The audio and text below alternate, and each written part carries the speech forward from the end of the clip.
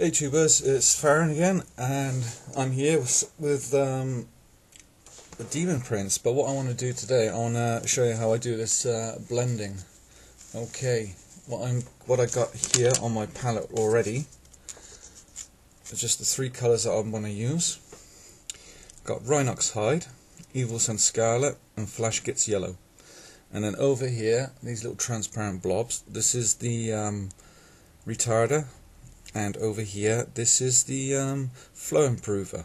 Okay, this just helps to move the paint easier around the model, the flow improver, and also it doesn't leave any watermarks if you were to use plain water.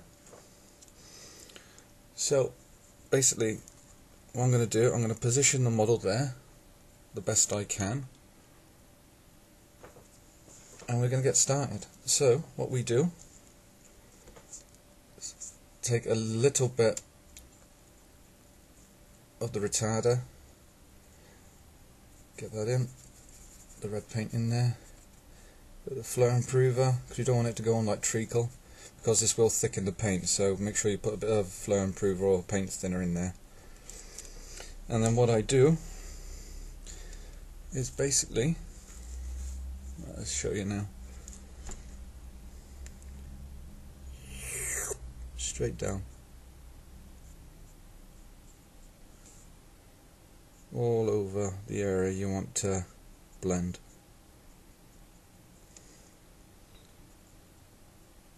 Just like that. Just going to do the top part of the thigh. I just need to get this out of frame for a minute.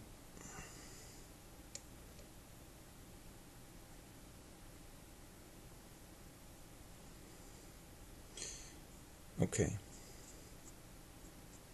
Basically, that's the top part of the base colour on now.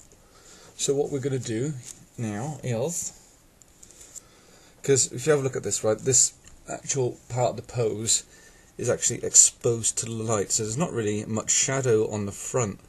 Maybe some coming around on the butt area there.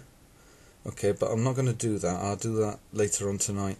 But all I want to demonstrate is basically getting this actual transition of the yellow to make it turn orange. Doing those highlights on the thighs, which I think are quite important, because it is what I reckon is a make or break point of the kit itself when you're painting it. I mean, it's like when you paint eyes, it'll either make the kit look good or you just cock it up good and proper, but that's where practice comes in. So now with the yellow, a little bit of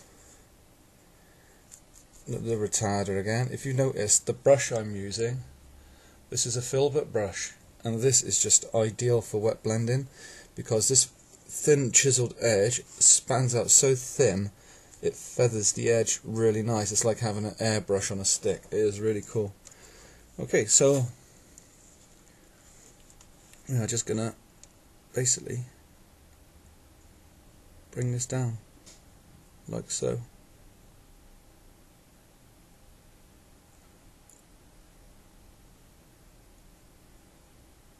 Don't worry if you think, oh my god, it's looking too orange. I mean, the paint's going to be wet for about 10 minutes. You can just work more red paint into it. Just take that to the top.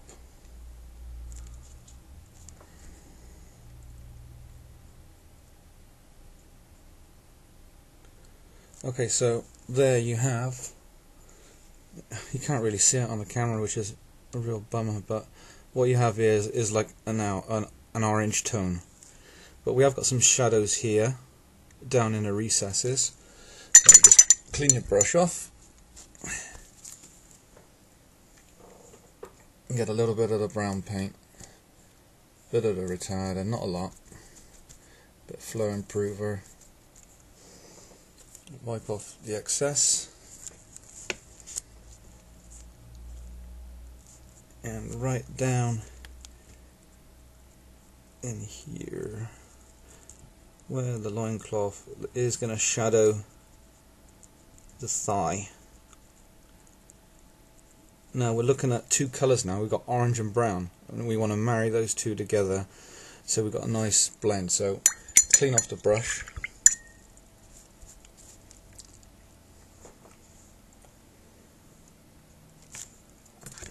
At this point you want to shape the nib, flatten out the nib of your brush looking like that.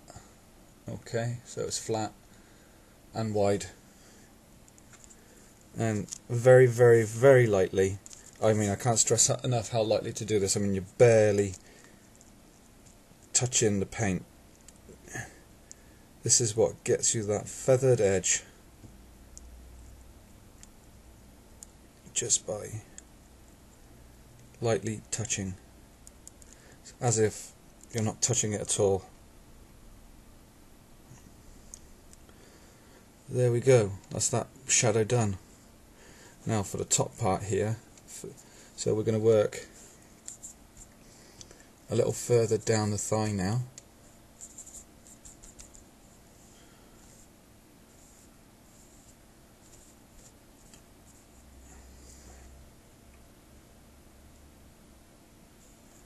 So work a little further down the thigh. Oh, I forgot that bit. Just round about from here downwards. And again with the yellow paint, you're just lightly blending that colour in.